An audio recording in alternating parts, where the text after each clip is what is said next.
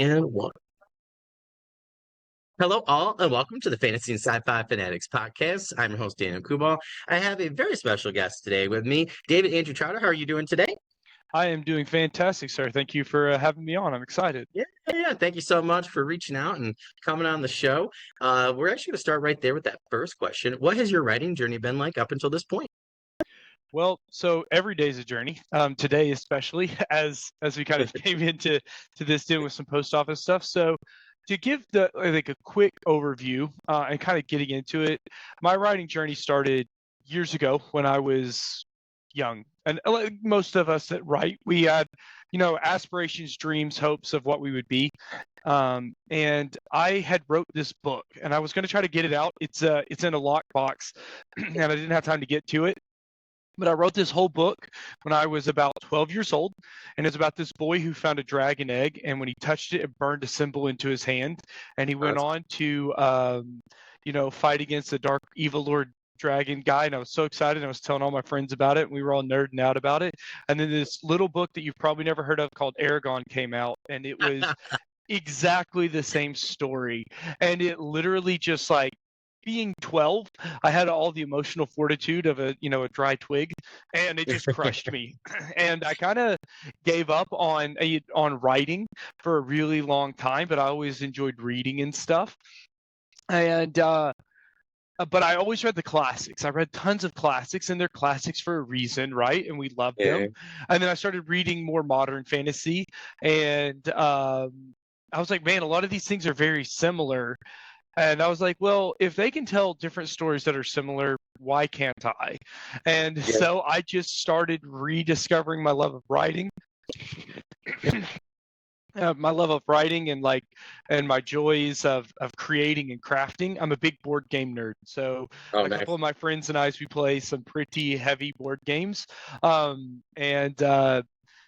Just doing that, getting back into the swing of that.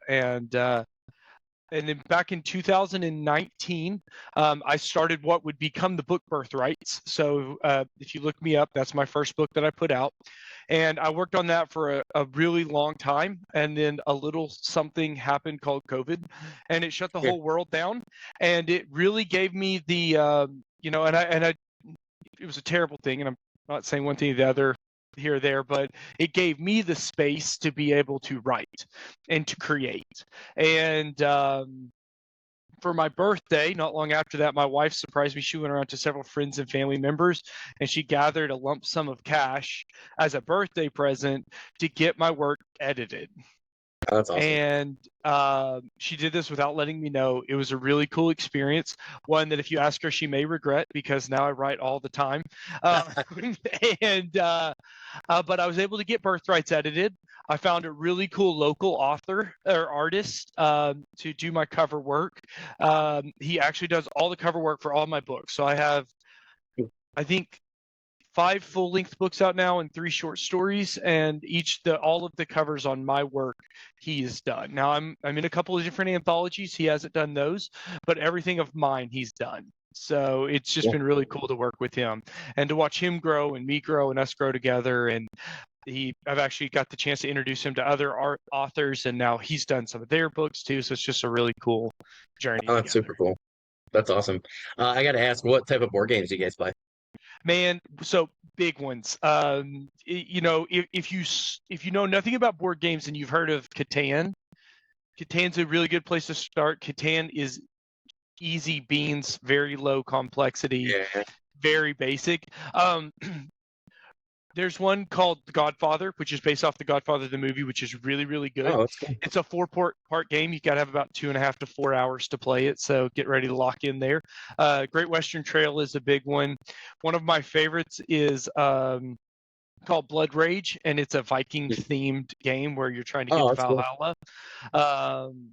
There's another one called Scythe. So if you take Catan, Risk, and Monopoly, and you put it all into one big game, and put some heavy lore behind it, like some George R.R. Martin level lore. That's it. But think almost like Cold War, but mech'd. Oh, that's cool. Yeah. So again, big nerd. That's awesome. Nerd. I'm more of a Pathfinder. Done a lot of 5e. A lot of tabletop. Yeah, we do more of that stuff. We're actually like now with my son, like it's been harder. So, and then my friend got like he's a general manager, so like his schedule's just like wild, right? He just does whatever people need. So they actually got me a few different ones. I can't remember what this one. He got me a new one called like it's like the Marvel Damage Control. Okay, Uh, yeah, I know that one. yeah, they got me some cool ones for my birthday. I actually just realized my friend was supposed to give me a gift card, and I don't think I ever went through like digitally, so I have to tell him today for the board game place. I can get another board game.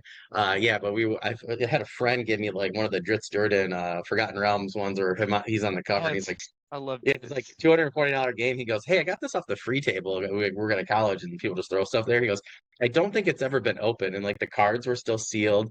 All the minis were like still there and everything." He's like, "Do you want this?" I'm like, "Yes, I Yes, do." So we're about to play that one absolutely. coming up. I was looking Uh, online. I was like, "A $200 game, like even used, like." So it's like super cool. I Yeah, would say if for people who are interested in getting into gaming and saying, "Hey, Daniel, David, that sounds too much," I do play a lot of party style games too, like little oh, fun nice. ones. And so a really cool one's called Welcome to the Dungeon. Oh, that's a good It's one. a Yeah. super super fast pace. If it touches your toe into the water of like Dungeons and Dragon Light. Uh, Yeah. but it's also like a social deduction game. You got to like play off of how your other people are playing, so it's fun. I forgot about that one. Yeah, I got like one for D&D I want to play that's kind of quick like that. It's like I can't remember. It's kind of like rock, paper, scissors, but it's like with wizards or something. I Hmm. got it for like $5 after the pandemic at like Barnes and Noble. But yeah, there's like quite a few that I have like so many. I'm actually about to start a gaming club at my school because all the kids are always asking me, and I have like way too many games that like never get played now because I'm an adult with stupid responsibilities and Who stuff. has So responsibilities? yeah, exactly. My nephew always says respondability, so I use it like all the Uh, time, and now my students are using it. So yeah, so I was like, might as well just play a game. I was like, I'll just play it at school and hopefully get paid doing it, So everybody exactly. wins except for the kids that Win-win. I beat in the games. So But they that's learn awesome. about life. They learn about Yeah, life. exactly. Yeah. Also a great game. And I just just want to go back to like, who are some of your writing influences? Because I know everybody always likes to hear those. So Well, okay, I'm gonna definitely throw out, Christopher Paolini. Obviously, the Aragon books, I have them all. I love them. I have Murtaugh. I backed his most recent Kickstarter. nice. I love his work. It's a lot of fun. The people can kind of like dog on him, but I was like, hey, dude was like 14 when he started writing this. Yes, it's a little Yeah, he published when childish, he was but like also it's 16 and a half. fantastic. It's Yeah. fantastic. Okay, it's a good story. I follow a really diverse grouping of authors. People that influence a lot of my current work is going to be like Evan Winters, if the Rage of Oh, nice. Dragons author. I love him. Big a big fan of Sanderson and kind of his magic systems and his hard Oh, yeah. magic style. Um, really really enjoy a lot of indie work. I've been getting into a lot more, obviously being an indie author, being in that space. One of the things I really like about the indie space, like Zach Argyle's Threadlight, Oh, yeah. Robert and Dan Zangari's the Princess Aaron and Prisoner of Tartalum, Andy Peliquin and his work that he does, is you take something that's very original, or not very original, but you give them original thoughts, feelings, and ideas. And I love how a lot of indie fantasy authors are able to do that a lot quicker. They can take something that's like on the bleeding edge of what's cool and what's stuff, and they don't have to worry about a publishing house saying, oh, well, that's not Yep. marketable. And they can Yeah. run and they can marry different ideas. Really love JD Evans and her Mages of the Wheel series. If you haven't checked Oh, it yeah. out, if you love a good romantasy that's set in like kind of like a Persian inspired, like I think of Aladdin, right? And like, Yeah. it's really good, and I it's actually set as a interviewed her. She was romantasy. really cool. Yeah, and Yeah. people will be like, oh, David, that's a romantasy. It's like, so it's amazing, right? Like the magic Yeah. system's on fire. The world building is super clean and tight. One of my good friends is Rachel Renner, and she writes romantasy, and we talk and laugh all the time, and she's been a huge influence on me. But from a more traditional standpoint, you got to throw out Papa Tolkien, right? Like he's a big Yeah. one. I'm also actually a really big fan of the Iliad. I Oh, nice. enjoyed that book a lot. I enjoy a lot of mythology, the Epic of Gilgamesh, the Peloponnesian Mhm. War. There's just some really good And then I'm going to throw out this like really deep cut.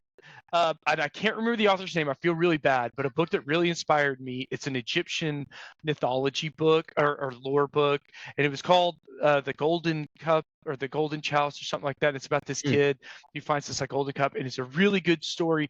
But I love that story because it was my first non-Western fantasy, Oh, you that's know, cool. and it really got me, it really opened up my eyes to this greater world of non-Western fantasy. And it was that book led me to Samuel Akhtar's Gunmetal Gods. So good, right? And again, I really love to dive into everything. I don't like to be constrained by any one theme, but also Terry Pratchett. Love some Terry Pratchett. Love some Oh good yeah. comedy. It's all kinds, all over the place, man. I'm all over the place. My music and my reading is the same. I'm a mood music reader, so. I get that though. Like, yeah, like I had JD on, and like I got to like a few other like romantasy authors as well, like at that time. And then now I'm kind of going back. I have a few more coming for like season 5 and stuff. But I Nice. think you can learn anything from anybody, right? Like, and like there was some romance authors and stuff, you know, who were like in the fantasy genre. That was funny because I was like interviewing people for romantasy before romantasy was even It like was that the thing. romantasy. Yeah, and so it's fun. It's like funny, but like I had guys be like, "Oh, I can't believe you did that." I'm like, "You can't believe I did what?" And they're like, "Well, fantasy and sci-fi don't need romance." I was like, "Do you like Han Solo?" And they're like, "Well, yeah." I'm like, "What's the best part of Empire Strikes Back?" And one of them was like, "Oh, well, it was pretty cool to see, you know, like I love you." Him be like, "I know," and I was like, Yeah, "That's see, there you go. fantasy, Yeah, but exactly. sci-fi, yeah." Eh, So, and I like poked holes in their argument. They're like, "Oh, dang." I'm like, "Yeah, exactly." So. But I was like, that was a really key moment, right? Like my wife and I have shirts that our friends brought back from Disney World, oh, you know, for with sure. that on it. Yeah, like there's one Leia, so I love you, mine's Han, says I know. And we wore those for years. So I think it's funny when you actually break down, like, you know, we're like a lot of, I can't remember who I was talking to about it, but we were talking about that. It's just human connection, right? And Oh yeah. like I love Han and Chewie, like the bromance even. So my friend's like, you should start writing romances.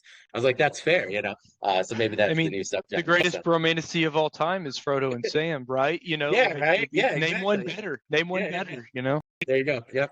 Yeah, it's funny. Yeah, but I think it's good to, you know, to experience. I'm the same way. I'm like over here, like superhero fiction. I'm like over here, with some different things that are kind of like horror fantasy, Hmm. that I've discovered over the years. Which I think Conan was kind of just that from Oh yeah, that. you gotta. Well, I love Conan. yeah, yeah, So yeah. good. But like some people are like, oh, I'm just gonna go straight. Like I always tease Clayton Snyder, where it's like a couple of his were like, you know, like not really grimdark. It's almost like horror fantasy. Like, so it's really cool, I think, to see people. I agree with you. Like I have some stuff that's like definitely not like historical fiction, but fantasy. You know, so I'm like historical fantasy, like you know. So for me, it's always interesting to interview different people to kind of Mhm. see because I think indie's fun because and now, like a lot of people, they're like, "Well, what do you want for a gift card?" And my birthday just was up, and they're like, "I'm like, I don't really want Barnes and Noble anymore. No offense, like, because it's just easier to do Amazon or to do Mhm. something like that because it's just easier to get indie that way. Yeah. Because that's like people I hang out with and you know people I talk to, and I tend to you know like that more unique cup of tea now with a blend of different genres because Yeah. that's what I like to read. That's what I like to write. So Well, and that's the thing is like I found that like for me, especially when I think about like the work that I'm into, is like there are really good authors that I'll pick up. Joe Abercrombie's like anything he writes, I'm going to pick it up. Mark Lawrence, anything he okay, writes, I'm going to pick it up. Right? I like grim, dark fantasy too, you know. But like, and while they're technically just leaps and bounds above most people, right? Like the yeah, average yeah, person from like a skill set point. Um, it lacks some of the, and I don't think it's them. I think a lot of it has to do with the publishing houses and what they're like, hey, you got to be in these bounds, and you know they've got rules, and you know the bigger you get, the less you have to abide by the rules of your publishing house. But like, yeah, yeah, yeah, but you can definitely tell when something's become commercialized. You know, it yeah, yeah, just kind of has that cereal box flavor. You know, yeah, yeah. No, and totally. Yeah, it's I a would certain rather pick pattern. up. I would rather pick up an indie author that's brand new that oh, they got some spelling errors. Oh, there's some punctuation error. The formatting is a little off in there. But this story, though, like the heart, like the character is just there. And like I can fall into it. You know, I found Matt Dinneman and Mm. Sherderloon before they got big, right? Like Yeah. I like Lit RPG. It's a lot of fun, and they're big now. They're huge. They're all over the place and they're very popular. But it's like, and well deserved, right? Well deserved. But like, those guys, their first books were not, technically speaking, amazing, right? There was errors, there were flaws, the formatting was weird, but I mean, now look at them. I mean, they deserve to be big, they deserve to be famous because they told a story different, and it's a story we've all read, we've all read, we've all been told, but it was positioned in a way that made you think differently, and Yeah. I thought that was really well done. So Well, can you imagine Dungeon Carl? Like, so when I was in Arizona, like this, so my wife and I, so this was like 11 years ago, I had met Brandon Sanderson. Patrick had just came out with In the Name of the Wind. Like, Brandon had just released Way of Kings. I had grabbed like the first two Mistborn and stuff, but like, I would even say like then, like, he wasn't nearly as big no, as he is no, now. I mean, once where there was a Radiance hit, it was like, bam, but like, even Way of Kings, like, people were just starting to read it. And I remember like it was hard to find a copy of. And but like I met like Brian McCullen had just released his first like Promise of Blood or whatever. dude, I love those. I'm so glad somebody else likes those books. I love the Powder He was Mage so series. cool, dude. He was so No, cool. they're so And then good. I turned the table though, and I laughed so hard at this. I've talked about this a lot lately, but it's exactly what you're talking about with like Matt in particular, right? Where like I turned the corner and there's Michael J. Sullivan, and and then I turned next to him and here's Pierce Brown. And Mhm. Pierce is kind of looking around and he was like having fun, and I go over and I'm like, oh, like I'm like, can you like pitch this to me? He's like, Romans in Space, and I'm like, sweet.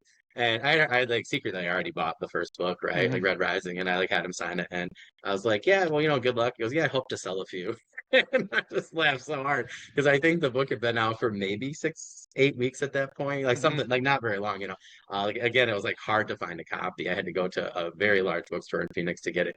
But I think like at that time, even though, right, like the books that all started to really like make the industry at that time. And there was like a bunch of other authors there Mhm. too. Django Wexler was there with like 1,000 names or sands or whatever, like that's Yeah. first one of his first books, right? And it's so funny to see all of these people like where they are now. But I think back to even then, like, and a lot of them were telling me, right? Like even Pierce was like, I'm kind of worried that I'm not gonna, be able to, really get into the industry the way that other people are at that time. And really, like Kevin Hearn was like the big name there, Mhm. a great guy. But like I think back to then, I'm like, would Dungeon Carl or Carl have done as well at that time, traditionally published? And I don't think so. And I think it I don't just think it would goes have to been show, picked up. like it's, I don't yeah, think I it don't would think have so. been picked up. Yeah, And he was writing at that time, right? yeah, It, but it just, but that's the joy, right? That's the joy of being in a place and a time in this world where we can indie publish at a level that is respectable. yeah. And like Lindsay Broker was like, I think she had been publishing on Amazon like maybe like 2 years before that. Like I had moved here and I discovered her. I think it was probably 4 years before that. So I discovered her, Joe Lalo's podcast. It's a great one. Like science fiction and fantasy marketing is what it was originally called. They got like I don't even know so many seasons. But it was so funny. Like I'll go through there and like Jeffrey H. Haskell had just started his superhero series and stuff like that, and like look where he's at now. So yeah, it's like really interesting, I think, to even like you go back and you hear those people talk, right? And they're just like everybody else, right? But Mm-hmm. then, they just kept writing or kept trying new things or, mixing up, different genres and to what they, really wanted. I think Lit RPG, like, you were talking about is like a great example of that. And it's, really on the rise. In Romantasy is another really good one, I think. Mm-hmm. Cozy Fantasy, another one. So yeah. Cozy is awesome. I read my first Witch at the Edge of the Woods by Liz Delton. That was my Oh first. man, my friend just got done with that, and I have not been able to read that yet. Like It's my I first just bought Cozy, it. Yeah. and I immediately turned around and got the Guard of the Garden. Like I'm waiting Oh, for him to nice. come in Yeah. because I mean I've seen him on there, and I've ordered Gift of the Shaper to my local place, and I know that's not technically cozy fantasy, but Yeah. but that's the thing is like we're getting to find all these people that like it used to be like there was like the greats, like you'd have like, and when we do right, like we have the Robert Jordans of our time, right? Like we have one or two just big names, but there's less big names and more big names. Yeah. You know what No, I it's mean? true. And Yeah. I Yeah. like that The because like wealth is spread out now a little bit more in the industry. And well, not only that, it's like, and I think it's easier to get people back into reading, because I think there was a large period of time, especially with the rise of cell phones, because, you know, I remember back in my day, you bought minutes at Walmart and you Yeah. put it into Yeah. your phone, and you got 30 text messages a month, and I never used them. And I used 30 text messages just in talking to you. Yeah. My hands Yeah. are Yeah. free, so Yeah. it's just, Yeah. but now, like, people I feel like are kind of reconnecting, and I think audiobooks help a lot with that. Oh, I for think sure. the accessibility, and I'm going to be really careful there. I don't want to go too deep onto audiobooks, because I know there's a lot of heartburn around Audible right now, and I don't have the expertise to speak on that. I will say it's impacting me on a personal level.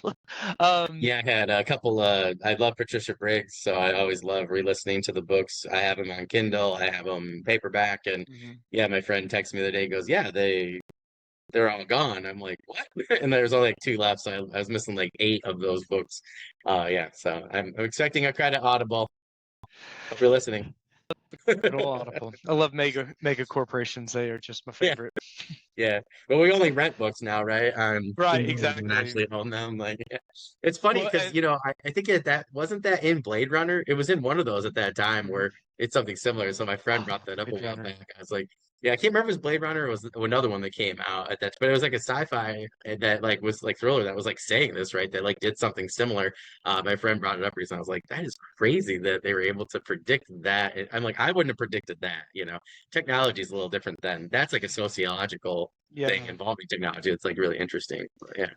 I think what's crazy, and I'm going to put on my little tinfoil hat here. I don't think they predict as much as, like, I think people watch some of those movies and they're like, that's a True. good idea. I'm going to Yeah. implement that because I could make some Yeah. money.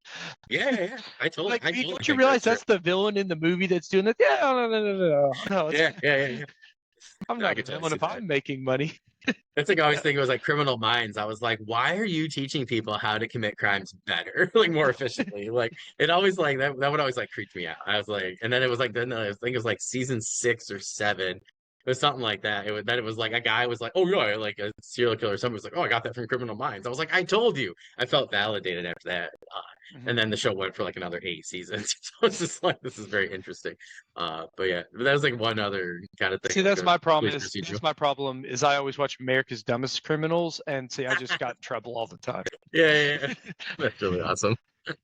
That's great. Well, speaking of books, we'll get into more into your books now. So, Yeah. what genre or genres do you currently write in and why?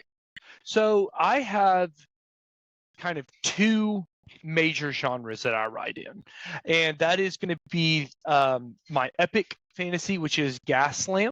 Kind of steampunk Gaslamp. That is the last son of the Pharaoh Mage saga. It's a fallen hero trope, and a failed heist quest. That's kind of how it kicks it off. Dark Gods. I wouldn't call it grimdark. It has bright spots, and it will have a hopeful ending, right? But it definitely has very dark human moments. It is very grim and gritty and heavy at times, my goal in that series was to show that you can be good in a world that is bad. And I think, you know and then my other one is, and I'll do this analogy really quickly. And my other one is the Legend of Neverwhere series. That is very bright, very hopeful, very fun. And I had this moment, and I don't know if you saw my TikTok on this one, because I had this moment where when I was writing my Pharaoh Mage saga, when I started it, that was the time of the DCU and the Henry Cavill Superman, and it was dark. And then I've started this other one, and then right after that, David Cornsweat Superman comes out, and it's so bright and campy, and it's what the world needed. Like, the world was really dark and things were really heavy, and we needed this Superman that was in the world and was trying to be good, but he was failing as a person, but he was just trying to get better. And now we're in this place where, like, we need hope. We need hope. Maybe hope is punk rock, right? You know what I mean? Yeah, And yeah. and so, like, it's funny how my two series, even from like a coloring and like a layout standpoint, they match the two themes. And Superman's my favorite hero. I'm that guy. And we don't have time in this podcast for me to go down the rabbit hole of why Superman is the best superhero, but I was in a really hard, dark place. And I say this where I think most people know this. It's in my afterwards in my book. I lost triplets. My wife and I Oh, were jeez. expecting, and we lost triplets, and I needed an outlet, and I needed hope in my life in a dark place, and that's really where the Pharaoh Mage saga really was born. It's about a man who lost his family. He's cursed. He wakes up 1,000 years later. He doesn't have amnesia. He just imagine just waking up 1,000 years from now. Like Yeah, you don't know anything. You don't under. There's a really cool scene because he was like a primal warrior, like a guardian. And one of the first scenes is he's getting dressed and they give him a shirt with buttons and he can't figure out how to make buttons work because at the time I had a 2-year-old and I was trying to teach him how to do buttons and I was like, buttons are easy, but my hands are trained to do that. You came from a society where buttons never existed. That's awkward and clumsy, being big old and manly and yeah, it's just yeah. little things like that that I like kind of tied in into That's my cool. story. And now like on the flip side, I have Archie and like the world's upside down. Things are crazy. People are all but like at the end of the day, let's have heart. Let's be a human. Let's be kind. Let's like how do we level up through this world? How do we gain experience? And then also, like I said, I really have fallen in love with lit RPG, and so I really wanted to dip my own toes in it. I grew up playing the Zelda games, Okay. Ocarina of Time, Twilight Princess, just great games that I really enjoyed that heavily inspired. Believe it or not, Legend of Neverwhere is highly inspired by Legend of Zelda. So it's a lot of I fun. love the Kickstarter cover in particular. Like you can tell, like the Oh, inspiration there is super I cool. So yeah, appreciate it. That was it's really tons of neat. fun. That was a fun project. I'd never done a Kickstarter at that scale before, and that was a whole new challenge. But while Audible has gotten aggressively worse for indie, um, Yeah, Kickstarter has yeah, actually gotten a lot better. yep. There's a lot of good things. I wish they would give us a little bit more. I think it hurts my heart to see 9-10% go to credit Oh yeah, card fund and Kickstarter fund, but processing fees I get it, but man, when you raise money and $1,000 disappears, it kind of you can do a yeah, lot yeah, with yeah, $1,000. yeah, yeah, yeah. I mean, yeah, I'm like, that's like, yeah, like I had 2 rounds of editing, a cover, and then something else in there for a thousand Yeah, dollars. So yeah, yeah, it's yeah. wild, right? And Yeah, that was like a really good editor too. She's the queen. So yeah. I think that yeah, I totally agree with you there. That's pretty crazy. I had a friend of mine. We were just talking about that the other day. Yeah, so I hope that I don't know if it's gonna get any better currently with everything going on, but I hope that it does further down the road. So, Yeah, but I absolutely. tried to explain to people. I was like, you guys don't understand how economics works because I was like, like I was talking to indie people and they were all just like freaking out. I was like, I get it. So it's like everything's just like that. It's just getting more expensive, with even like you said, like processing fees and stuff. So I don't think people really understand how much it impacts people, not just authors, but I know comic book No. artists or filmmakers or Oh yeah. toy guys, game people, like board games, whatever you want to, video game people, like. So yeah, it's like it's one of those things really bringing down a lot of products, projects. I'm like, if you want to get more, we got to figure out a way to help people out right there. So it's really Well, interesting. yeah, and I set all mine up. I had it ready to launch right before tariffs. And again, I don't want to go into that conversation, but boy, what a heart attack, right? You Yeah, know, yeah, it's like, and unfortunately, most book-related things were not impacted by the tariffs, but yeah, yeah, the products to make books were impacted by the yeah, tariffs. yep, And I'm ordering things from different parts of the world, and yep, it was very stressful. I will say that much. I learned a yep. valuable lesson in like pricing and management. And one of the things in my real life, I run a sales team. I work in corporate America, so everything I say with a grain of salt because it provides for my family. And it's the but I understand a lot of the things. I have my degree is in finance and So cool. administration. And like I said, I work for a global sales organization, so I understand those things. But at the same time, I think one of the things that we as indie authors have to do is communicate Yeah, yeah, and tell people, because I found that people are generally very forgiving and very understanding. You right. have your few. You have your few that are ornery, but for the most part, if you call me, you're like, "Hey, David, my daughter's not feeling well, or my son's not feeling well, or I've got a class thing. Can we reschedule? That's, we Yeah. did, Yep. neither one of us are going to pitch a fit, Yeah. because Yeah. we're human, and we're all humans living in this human experience. And that'll lead in, I know you kind of pre-wired with me some of the questions that'll lead into one of my next questions, but yeah. So we're going to get into that question right now. So, what is your book? Actually, I realized I missed a question, so I Okay, no, actually no, have go to go ahead. back. So I just want to go back real quick because you already mentioned, both books, but I want to go back to Azure Tides in particular. Okay. And yeah, because I just realized I must have like when I was going through, I must have just deleted it or something. So, do you mind just telling us a little bit more, in terms of that book, just the characters, things like Oh that, yeah, before we get into Nevermore and the Kickstarter stuff? for sure. So yeah, Azure Tides is a supplement story to the Birthright series. When I first wrote Birthrights, Chains of a Broken God, which is book 2, Birthrights, and Azure Tides, and my prequel, The First Oath, were all one book. It was 480,000 words. I am not Brandon Sanderson. I'm not Pastor Rothfuss. I am not George R. R. Martin. I was like, I gotta split this up. So Mm, Azure Tides gets to be one of my favorite stories because it's fast, it's punchy, mostly one point of view. There are minor blips through other people, but for the most part, it's one point of view. You're following a deckhand and a princess, and it's, mm. I won't say romanticy, but there's romantic moments. But it's also a deckhand and another deckhand that they are bros. It's a bromanticy more than a romanticy. Like I have my Frodo and Sam moment where Sam carries Frodo up the mountain. I have a moment that it is an homage to that moment. But I'm also really blessed in my life that I have 3 super close friends: Dalton Pearson, Cameron Show, and Taylor Pippin. Taylor and I have been friends since we were 2. Oh, that's Um, cool. Cameron and Dalton, we became friends in high school. Actually, after we were friends, I found out I played on a basketball team with Dalton when I was like in 5th grade, That's and we funny. just forgotten. Yeah, yeah, But like, so we've been friends for like almost 20 years now. You know what I mean? Like, or yeah. 20.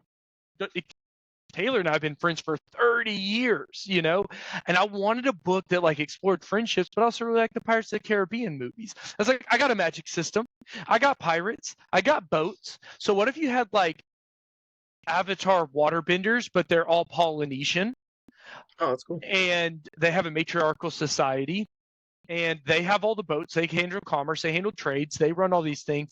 And what if they were attacked by a vampire queen that's a pirate? And Oh, that's the book. And it's just, oh, and that's cool. I don't want to spoil too much, but Yeah, there's yeah, some yeah. explosions, there's some fighting, there's vampires, there's water magic, and there's a fallen god too that you kind of Oh, learn a little bit about. So it's a lot of that's really fun. cool. I'm eclectic at best. Yeah, So yeah. I can't wait for Riverside. I hope it takes this moment to like put that together. That'd be like the coolest like set of words to yeah, advertise man, the episode. I love So it. that's really cool. Well, that's awesome. I'm sorry I skipped that one. I don't know what I was No, it's doing. totally fine. Totally fine. I remember I had it too. I was starting looking. I was like, wait a minute. I was like, that should be question 3. But now we'll talk about the Legend of Nevermore. And really, like, how'd you come up with this idea? Yeah, so this one again, I'm not shying behind this at all. I was a huge Zelda fan. I am a huge Zelda fan. As soon as the Switch put it where you could play the old games on it, Oh, I yeah, cracked it yeah. out and I started That's playing cool. them again. That's Um, awesome. Neverwhere. So again, the legend of Neverwhere is very bright. It is very hopeful, and I have a 9-year-old and a 7-year-old that are about to be 8 and 10. Right. I wanted stories that I could read to them. Yeah. Every night my wife goes into their room, puts them to bed, and reads them a chapter of a book. And I wanted something that she could read to them. Now, there's nothing in my main series that is overly inappropriate. Like, I would say if you were to movie rate it, it's PG-13. Yeah. There's blood, there's gore, there's adult themes, there's moments, there's minor swearing. There's nothing like just absolutely like that I would be like, my mom has read them and I'm just fine. Like, I'm Yeah. not worried about it. Um, but I wanted something that was bright and hopeful. And then, like I said, I'm a big fan of lit RPG. I love the Cradle series, progression fantasy. Oh, that's great. And I wanted to play in that game. I was like, what if what if you were in a video game?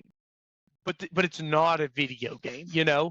And so like I just really started playing around with it. And it was also the last Son of the Pharaoh Mage Saga, I wrote it at a very dark time in my life. It was very heavy. And it's not finished. I'm still working on it. And I still actively am writing in it. But now I'm getting to the more hopeful parts of it. But I really wanted something that was like a breath of fresh air, something fast, something fun, something punchy. And so I've written all of the Legend of Neverwhere this year. I started it this year. Oh, wow. Wrote it this year, edited it this year, did it all this year. I wrote another short story that's going to come out in an anthology in that same world too, that will also come out this September. So like I love it. It's so fast, it's so fun. So the other one is based off of Castlevania. So fun thing about the Archie Lawrence series. So here you go. Here's my pitch about Archie Lawrence for the whole world. Archie Lawrence is of a bloodline of a family that is in charge of protecting different realms. He doesn't know that yet. His dad disappears and he goes in search of finding when he falls through one of those portals. I got the idea actually from the Nightmare Before Christmas, where they're in the forest and there's all the different trees that go. This one is Legend of Zelda themed. I'm actively outlining a Mario themed one. I have a Castlevania short story already done, and for those people who like Doom, the video game franchise Doom, I have a Doom one that I'm working on as well. That's cool. So each book he's going into a different video game. That's super cool. But awesome. It's not like actually the video game, but you get what I'm saying. It's going to be heavily inspired by the video game. No, that's really cool. I like that you're also doing like different games too. So that's cool because you get people that kind of go from the start, but then maybe you can get people at different, worlds or and that's the thing is I'm going to tie it up where each series, so the Legend of Neverwhere, right, is going to be a Zelda themed series. The one that's about Castlevania is called Archie Lawrence, and it's got the blood splat. It says Dark. And it's Archie Lawrence Dark, and that's the Castlevania one, right? And then the Doom one, my working title of it is Archie Lawrence Doomed from the Start. Oh, that's cool. And again, like I said, and you can read any of them alone, but if you read them in order, you'll pick up on different things. Oh, that's cool. That's really cool. Like Hardy Boys, right? If you ever read the Hardy Boys, you can read any Hardy Boys book, but at the beginning, you get a little bit more of that contextual detail. Yeah. That's awesome. I love those ones. Nancy Drew, Boxcar Children. I was like obsessed with this. Boxcar Children are great. I was talking about them the other day with somebody. Such a good story. Yeah, I miss those. I was just like filter through the ones that were they always like involved treasure or hauntings or something that were like always my favorite. So Hardy Boys too. So those are cool. Well, that sounds awesome. So I gotta ask though, in terms of world building, like what steps did you take to, make sure you provided that unique experience for us, the readers? That's an excellent question, and I love that one. So I value unique, and this goes back to what we were talking about at the beginning. I want something that's different, that feels different. So if you take the Archie Lawrence series, each world is going to feel like a video game. So there's going to be things that happen that aren't going to be able to happen. But while Zelda plays very differently than Mario, there's going to be things that are going to be different in that one than my other ones. So the magic systems are not one-to-one, just like in the Castlevania, cool. Right? So when when he's in the Castlevania world, he does not operate the same way as he does. He has bloodlust in Castlevania, and there's like curses and bites and stuff like that, and and there's whereas like in the Legend of Neverwhere, all of it is very like you get this item. So like he gets a sword, he gets a hammer, he gets special boots, Georgia gets a wand, Georgia gets a cloak, like they get a spell, just like in and then they find, I call them soul fires, but they're heart containers, right? And they get a soul fire, and the soul fire allows them to level up, and then cool.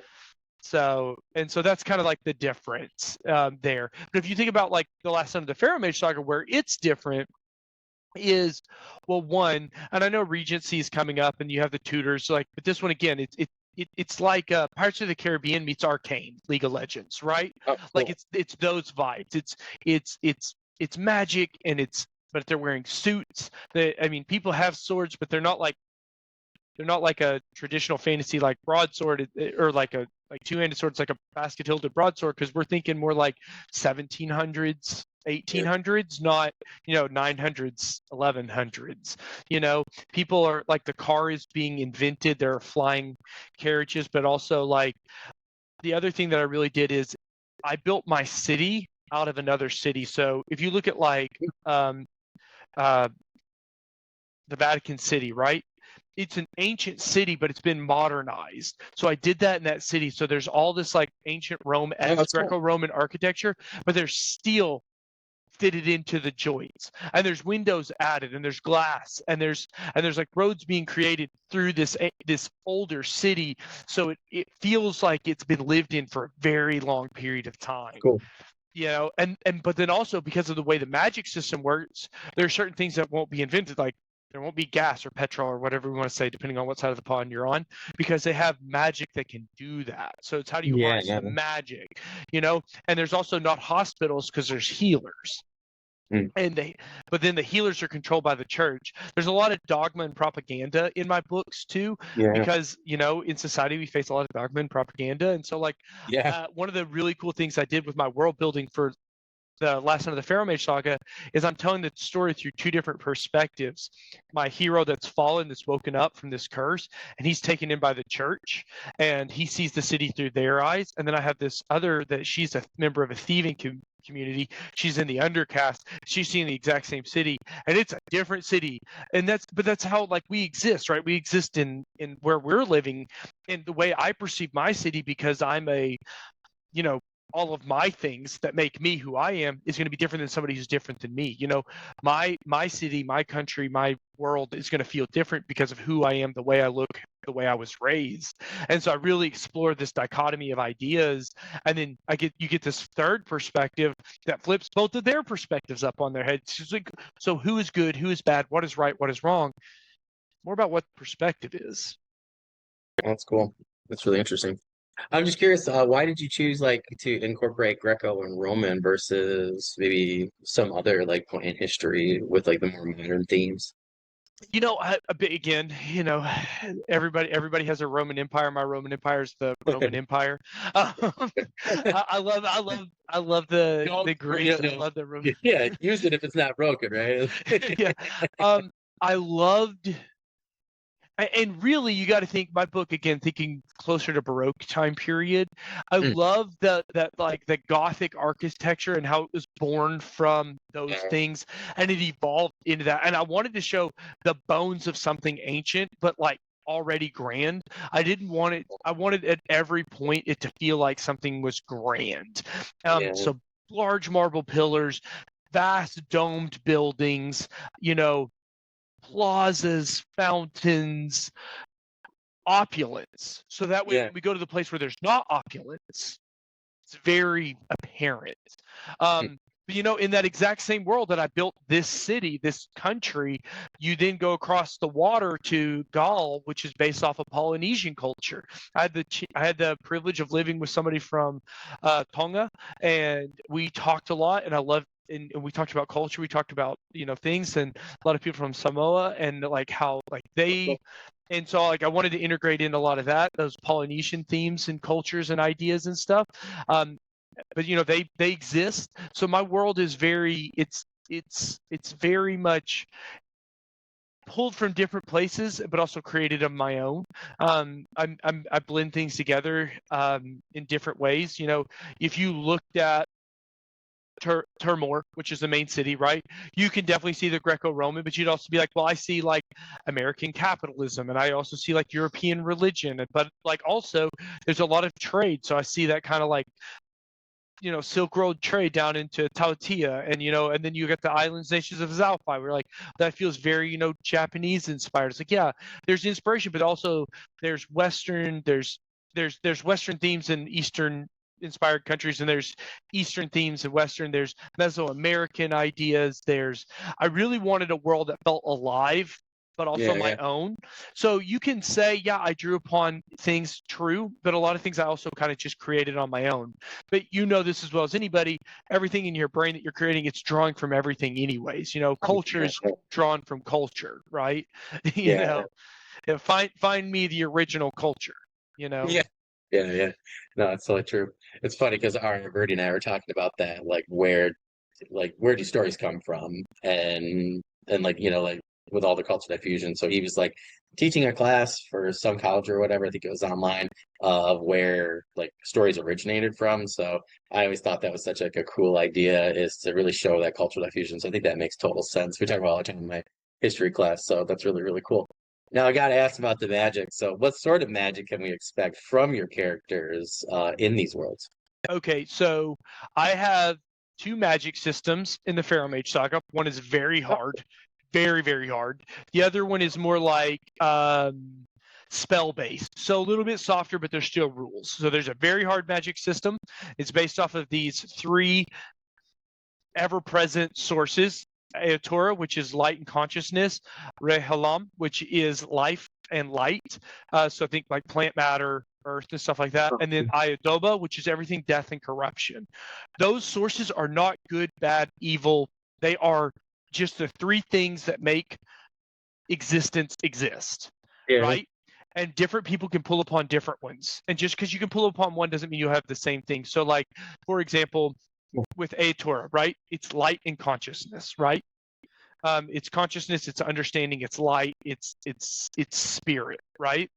So if you're touching on that one, you may have the ability to heal, or you may have the ability to see visions of the future, or you may have the ability to cast energy from your body, right? But you don't get all of them. You get one of those things, and then you have to be able to have a means to pull upon that source of light. Now, those sources of light are ever present, but if you don't have a gemstone that can hold that power close to you, it gets weaker and weaker. Now, you can pull from the ambiance, but like you're going to be very weak comparatively. So if you're a healer by chance and you're out in the wilderness and you're far away from a well, you might be able to heal somebody's cut, but if somebody gets their arm blown off, their arm's blown off. You know what I mean? Yeah. But Cool. you can fuse things. I like the Fabrials from Brandon Sanderson's. I kind of, Oh yeah. but you can infuse gemstones, right, with light, but you have to go to wells to find them. Hmm. So one of the things about that is the churches were built on top of the wells. And so that's how like propaganda was able to work, because like the blessed that were able to touch the light are their priestesses, and only females can touch the light, right? Who knows? Maybe for some reason the priest can too, but but that's just because he's in charge. We're not going to look too much into that right now, but maybe that becomes important later, right? But you know what I'm saying? Like, and I dropped stuff like that in the story. Well, why are there, Cool. but then you go to Neverwhere, and it's all video game magic system mechanics. Like, you can unlock spells if you're a spellcaster. You can unlock strength. You can level up your strength if you choose to, be a fighter and stuff like that. Oh, super cool. That sounds awesome. Propaganda. Listen, man, I'm not the right person to not talk about some good old propaganda and like some corruption. Listen. Yeah. It's funny. I had somebody, they're like, why are you so worried about making this society in your book like our society? I was like, because those are things that are like, that's like what people expect, right? It's like, adds the depth to it. They're not a writer, so they don't know. Uh, that's really cool. I gotta ask this now. So, which of your characters do you resonate most with, and why? Which of my Archie Lawrence. I don't self-insert. I don't self-insert, but Archie is ADHD. He has dyslexia. I am ADHD. I have dyslexia. He has OCD as well. I wouldn't say I have OCD. But he's an awkward kid. Now, I personally am not tall. I'm all of, I think, 5'8" or 5'9", so I'm not like super short, but I'm also not like tall, right? Like, and I'm married with 4 kids. I'm not trying to convince anybody I'm anything I'm not. So I'm good where I'm at, right? But Archie's tall, and his dad and mom are both very attractive, and he's becoming attractive, but because he's an awkward teenager, he doesn't realize that he's attractive, and so it's just kind of funny that he's a little oblivious. He likes his board games, he likes playing video games, he likes reading, he likes music and books and stuff, and he's just oblivious to anyone. Like he's really oblivious to anybody who's like, coming on to him, but he's like, really, but he's just oblivious to people in general. So I really like him because it's just, who hasn't been in that stage where they're just like totally oblivious to the world, Yeah, yeah, yeah, Um, yeah. Yeah. on the flip side of that, again, now while I'm very different than Darius from my main series, he's my main character there. A lot of the hurt and heartache that I went through, he goes through a lot of that. He was definitely an emotional punching bag for me, and I feel bad for him. But like he works Yeah, through a lot of the emotion I was working through. He yeah, lost his brother in a battle. He lost his dad in a battle, and then he wakes up 1,000 years later, meaning that everybody else is gone too. So even if he didn't lose them in battle, seeing them die, they're gone anyways. And so yeah, it's just kind of like, and so I lost my triplets. I never got to meet them. And then there were some really traumatic things that went down through all that. And yeah, survivor's guilt is a thing. So some of that was like that I worked through with Darius. So, and, yeah. but those are those human elements. That's what makes stories good. So I don't want people to feel bad for me. Because, I'm working through it. It's not that I have my bad days and I have my good days, but I want people to know that human elements went into my stories. Yeah, yeah, yeah, yeah. Well, I mean, I think it's always good to. I did a similar thing with my character of my Urban Fantasy series, and my friend was like, "Are you okay? Like, you're so mean to this character." I was like, "Listen, I was like, he's having a bad moment now, but I was like, I want you to understand right now, but like later on, like you're gonna celebrate with him, right? That's why it's an Yes, arc, yes, yes, right? yes. So Yeah, yeah, I totally get that. Yeah, but I feel so much better after having wrote myself. Not very. Him and he's like who I want to be, like that Jack Reacher character, but I have too much yeah. conscience. But he's like definitely like but like but there's some of me in him, so it was nice to. I totally get that. It feels good to get those things out and to put him into a positive, circumstance and to, maybe have other people learn from that. Like heaven Hmm. forbid, right? That's what we do as authors and Oh writers. yeah. Yeah, so that's really cool. What is one world or setting you wish you could visit and why? Sorry, you got to pick Okay. one. I love this one. I so I am a Star Wars fan. My Nice. wife's family is a Trekkie. I am Oh, going to say Trek though, and here's okay. why. Star Wars is a dystopian.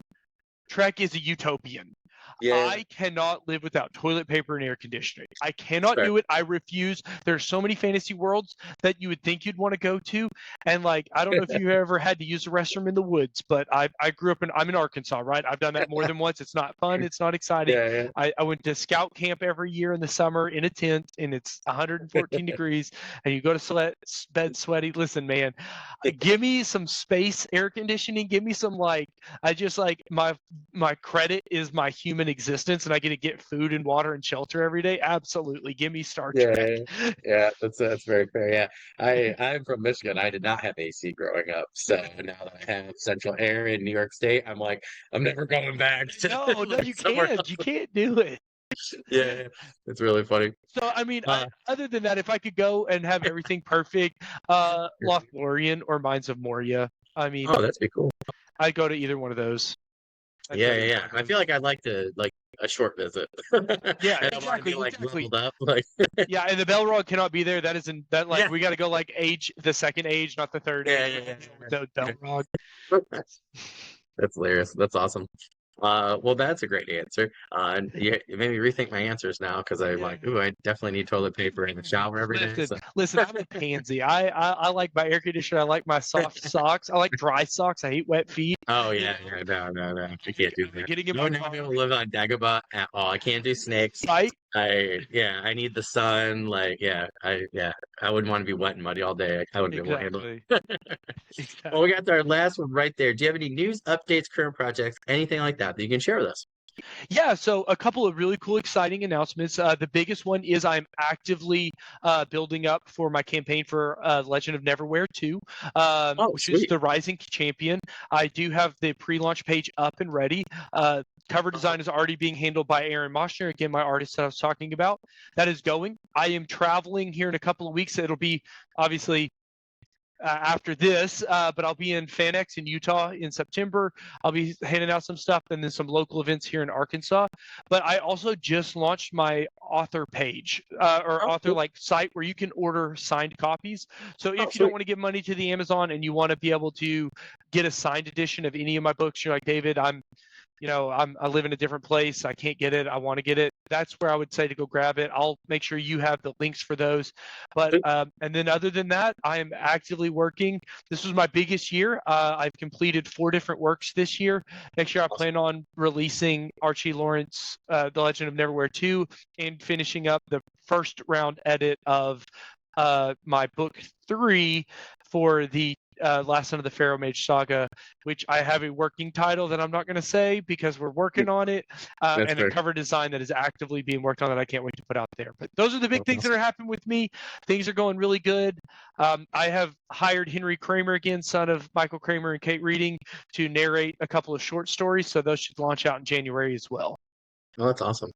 Well, that's a lot. That's really cool. Let me Keep it know if busy. there's anything. Yeah. We have our podcast Facebook group, Absolutely. so feel free to throw anything in there anytime, or you can hand it to me.